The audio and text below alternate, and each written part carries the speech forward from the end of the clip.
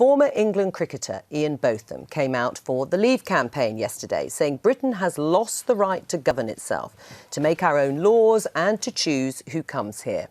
Also in the Leave camp is Downton Abbey creator and Conservative peer Julian Fellowes, who claims remaining in the EU would be like chaining yourself to a radiator in a burning building. And the Oscar-winning actor, yes, not melodramatic or anything, Michael Caine, who says we cannot be dictated to by thousands of faceless civil servants in Brussels. Backing the campaign to stay in the EU are TV presenter Jeremy Clarkson. He thinks Britain on its own has little influence on the world stage. He's joined by Virgin boss Richard Branson, who says leaving the EU would be very damaging for Britain. And the actress Emma Thompson, who argues we'd be mad not to stay in the European Union. And Ian Botham has in the last hour been speaking to the BBC about his decision to back a British exit. Let's have a listen. Personally, I think that England is an island, and I believe that remember that and be very proud to be English. The economy, economics, we're hearing this number and that number, but I do think that £350+ million per week going to the EU and getting, 50% of your lucky back is a lot of money, and I think that maybe we could address a lot of our own problems with that money.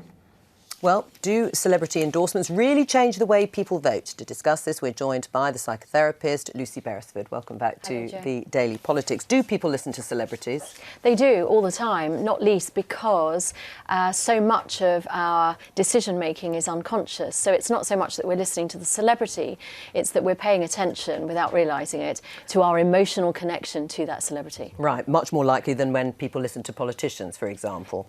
Yes, although your own party political persuasion will mean that you have some allegiance to certain people, but in terms of celebrities, it's very much more under the radar. Does it depend, though, on the celebrity, how deeply you do listen to it, even subconsciously? Yes, and also I think it depends on whether that celebrity appears to really fit with what they're talking about. You can see why someone like Ian Botham, for example, might be a Brexiteer, simply because he, had a career which was very much about leading from the front, but also being a bit of a maverick, bit of a one-off. If your emotional attachment to him goes all the way back to, events at Headingley in 1981, and you have a very powerful connection, you think, this guy is great, he's a sporting hero, but also he was a maverick. I will listen to him and pay attention. If you either don't know who he is because you're too young, or you think he was just a sort of, a has-been sportsman, you won't pay attention in the same way. Does it liberate people then, if they do, or what the celebrity says resonates with them in the way you've described with Ian Botham? Does it mean they're freer to voice their own opinions? I think what they decide is that it means I don't have to pay attention to this too carefully. I can just pass my allegiance over to someone else and get them to do the talking for me. And if you've got something as complicated as this kind of referendum, where there are so many facts and figures being thrown at you, not least today, a lot of people will just think, actually, you know what? Because we are group creatures, we do actually prefer to feel like we belong. We find it hard to run against the herd, and so therefore if we find a celebrity that appeals to us, we will follow what they say. So do you agree celebrity endorsements are important in this? I think they can cut through. I mean, I'm old enough just to remember the summer of 1981. I mean, I was 6 years old, but what he did, for cricket lovers... He was a hero, was he? Will never be forgotten. I mean, it was an extraordinary series, and people can identify with that.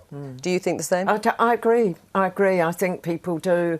And, certain people will be really swayed by Emma Thompson because she stands for different approaches, different attitudes towards politics and the way society's organised, etc. So some people will be very influenced by that, I would have thought. What about the politicians? Because, of course, this spans political spectrum, doesn't it? So you've got people for in and for out, right across the political board. I mean, on your side, Kwasi Kwarteng, is Nigel Farage an asset or not? Well, he's an asset for people who like him.